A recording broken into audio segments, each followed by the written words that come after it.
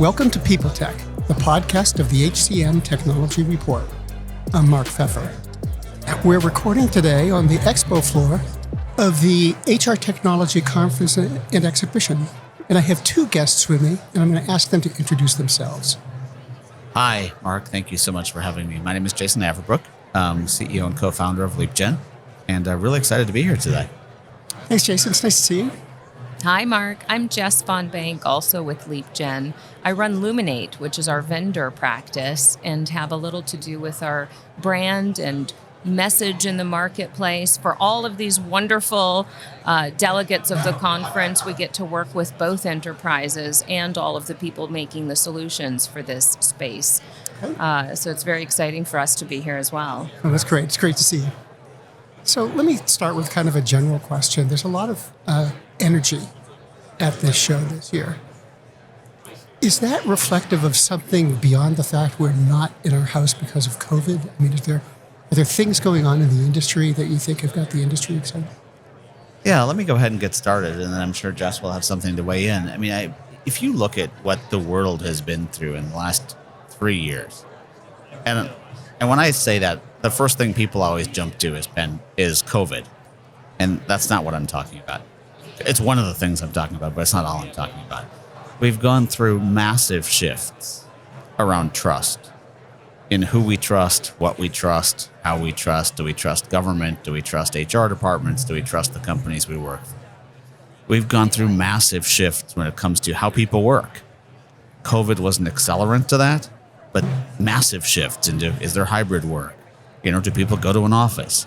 We've gone through massive shifts in humanity, in trying to be more empathetic to workers and being demanded, to be honest with you, to be more empathetic to workers.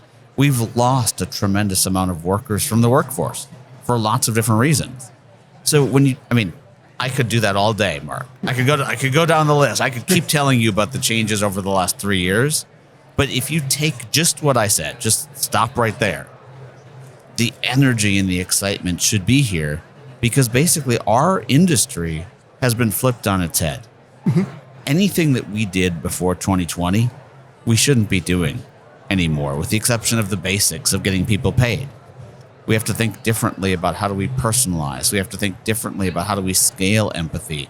We have to think differently about how do we automate and digitize. And to me, that's why the excitement's here. Like, there's a component of it which is like, wow, there's actually skin instead of just a screen to show a Zoom face. But the bigger excitement is we're in the midst of the biggest work transformation in the history of the world. And who wouldn't be excited to be in that industry? True. Jess, did you have thoughts? And, some of those macro issues Jason is talking about, really the entire fabric of the employment relationship has changed. And there are a number of reasons for that. There are a number of shifts that have occurred, but the most important shift that has occurred is the power shift. Employee power has shifted. So I think humanity and human psyche hasn't hyper evolved, all that much over the last few years. Human beings at our core don't change quite that fast. A lot of things around us changed quite fast. And then the power shifted. So we're in a position to make decisions that we weren't in a position to make before. We're in a position to work on our own terms, which is an entirely new concept in the history of work.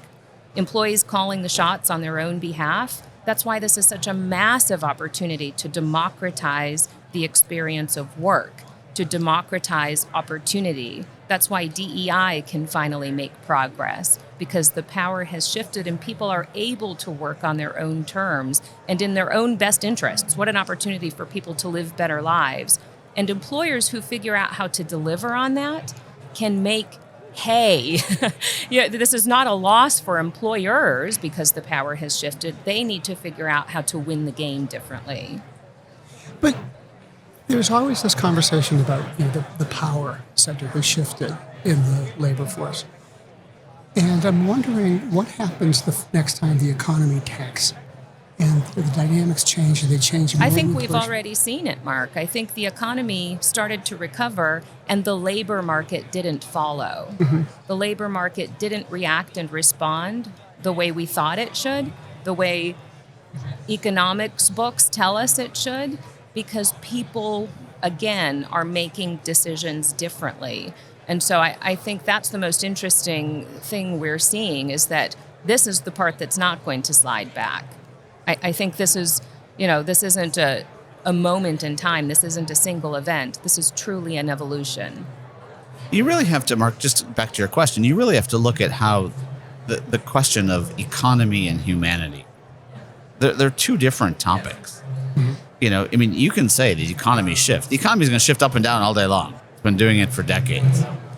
What's changed is the humanity component of it, and that a worker now realizes, and by the way, not just because of the pandemic, but because of the fact that there's Gen Zs who have been raised differently, who have been raised in a digital era, who basically are not going to work for a company that treats them like blah. They're not. Right. It's easy. It's not.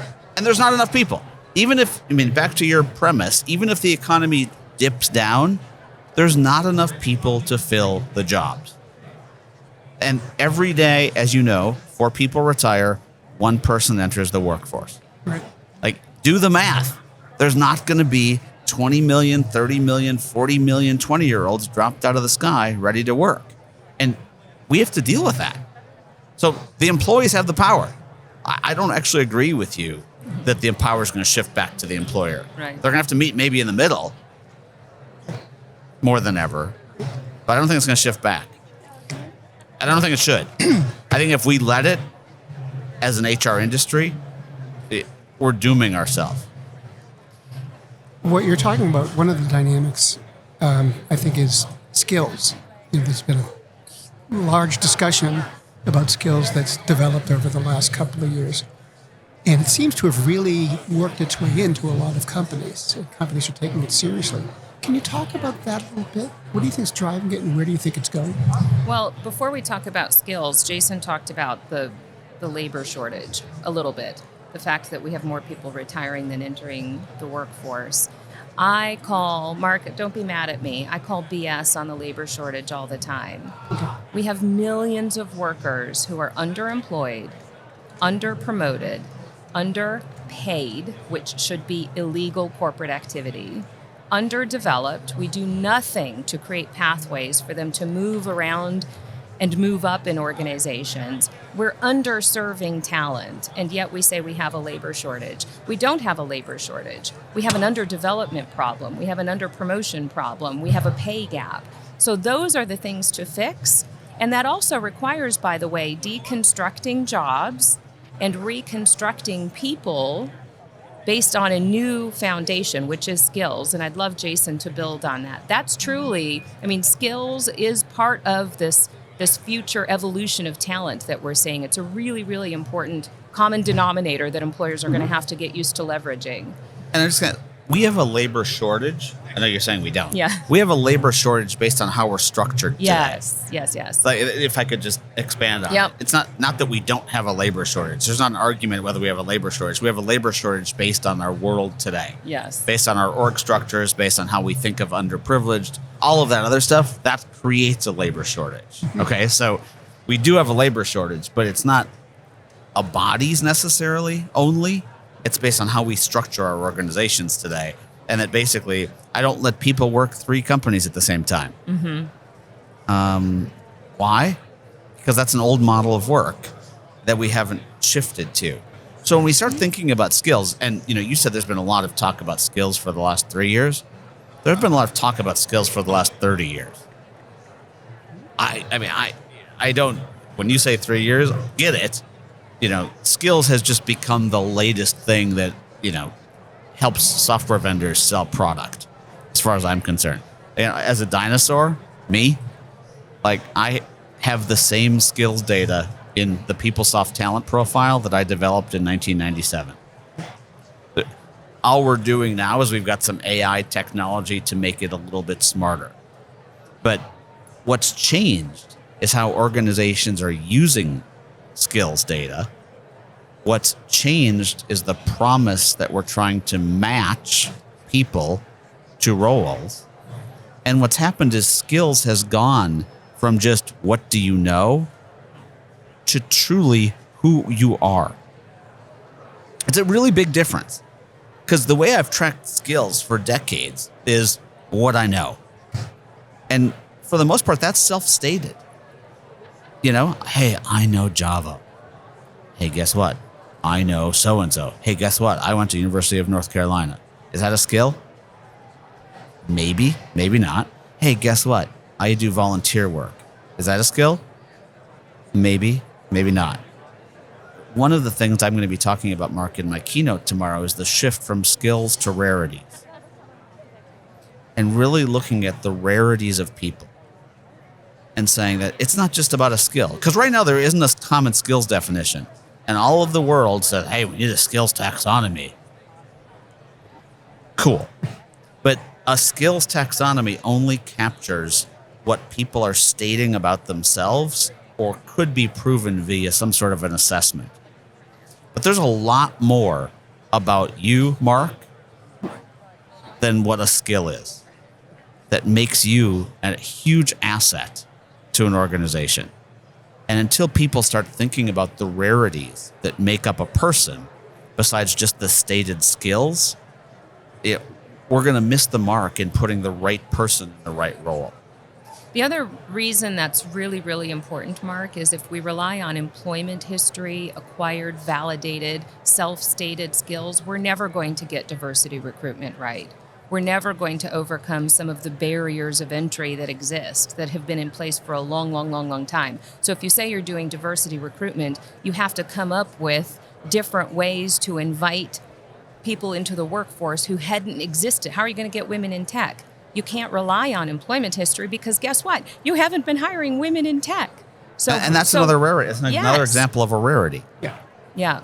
So you have to overcome, you have to think about acquired and desired skills. You have to think about skills in a different way. And that will, by the way, support diversity recruitment. It will support mobility and development efforts. So it's a really important foundation to understand. Are companies capable of doing that today? They're not doing it today. Are they capable? Of course. It's a fundamental shift in the way they've constructed their talent strategies. And one of the things that we talk about a lot at Leapgen is rethinking talent altogether. You can't support holistic employee journeys in a heavily siloed talent function. You have to pull the skills thread all the way through from the moment you start attracting a human being to your organization and understanding what makes them up. What are they interested in? What do they have? What do they want? You start learning a lot about a person, including skills and capabilities. You have to have a way to pull that thread all the way through their employee life cycle and your organizational needs so that you can keep matching and mapping and having that conversation. We don't do that today. We can't do that today because we're too heavily siloed in the function itself and in our systems and infrastructure that support talent. COEs are the poison. COEs, Centers of Excellence, are the poison of being able to do holistic talent management. Why? Just what Jess said. Okay. I have recruiters storing data on the recruiting process. I have people storing data about internal movement. I've got people storing data on learning and development. I've got people storing data on diversity and inclusion. I've got people storing data on career plans. But it's all different.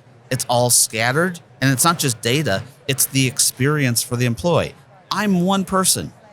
I want to understand how one organization is going to care for me, love me, empathize with me, et cetera, et cetera. If each COE owns a portion of that and has zero handoff of not just data, but journey, of feeling, of understanding how I inspire my existing workforce, I don't have a chance.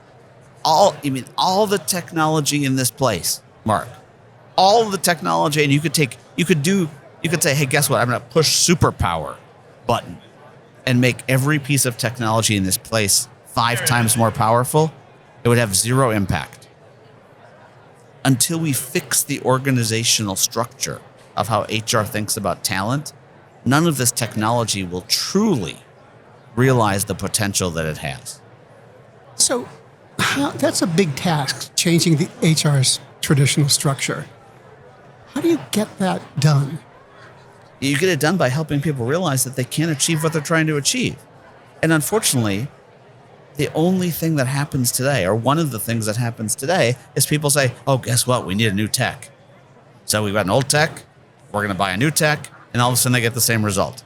Oh, we have a new tech, we're going to get the same result. So it's big. But I mean, once again, one of the things we talk about, if work has changed, if workers have changed, if business has changed, what does HR do? Stay the same? That's the definition of insanity. So like, yeah, we have to do something big. Like, and once again, if you're scared of it, do something else. And Mark, I'd like to say it's not an HR task. It's business strategy. I don't know how a business will operate in 10 years if they don't start making some of these moves now. And so that's the first thing to realize, and it's probably an HR self-realization that this isn't my work alone. I require alignment and buy-in and strategic, visioning and partnership across the business for this. Because these people don't report to me. Right. All I'm doing is shepherding programs that help the business groom them, grow them, develop them, et cetera, et cetera. So, if I don't get the business support and I just roll out HR stuff. I mean, you can read report after report that every CEO on the planet will tell you people are their number one priority. Right. But yet, the same CEOs would tell you they have trouble making people their number one asset. That's the chasm that exists. And sure, it's a fundamental change in the way they think about and activate people for the business. But again, the payoff is there. Now you have to figure out the strategy. And we talk all the time about prioritizing and sequencing the work so that you're not boiling the ocean. Sure, you have to eat the elephant one bite at a time. But if you do it in order of impact to the business, if retention is a problem today, fix the retention problem, but fix it in such a way that strategy feeds and supports the broader strategy. These are fundamental shifts you're making in the way you think about, which includes retaining and developing talent. We hear all about quiet quitting these days. This is not a new thing. This is not it's not an event. It's not a phenomenon that exists because of certain conditions that are happening right now. This is something we're just now trying to understand, and we can no longer ignore because we haven't. I actually think it's just a symptom of something that we haven't fixed yet, which is how are we seeing, empowering, activating people? If you do those things, retention won't be a problem. So let me ask you, sort of look ahead. What does an effective HR organization look like? Where should it look like? I can go ahead. Yeah. Yeah, I mean, if you think about an effective HR organization, the first thing it has to do is it has to have a vision and a why that's tied to business goals. Does that make sense? Yeah. Which means it has to have a strategy capability. It doesn't just have people that do transactions. Okay? So that's number one. So if my business goal is to acquire 3 companies in 2023, guess what? That's what HR needs to focus on. If my goal is to generate more profit in 2023, guess what? That's what HR needs to have as its success metrics throughout. Underneath that strategy layer is then thinking about how do I bring that to life? Okay, and I bring that to life in 2 ways: talent and operationalizing talent.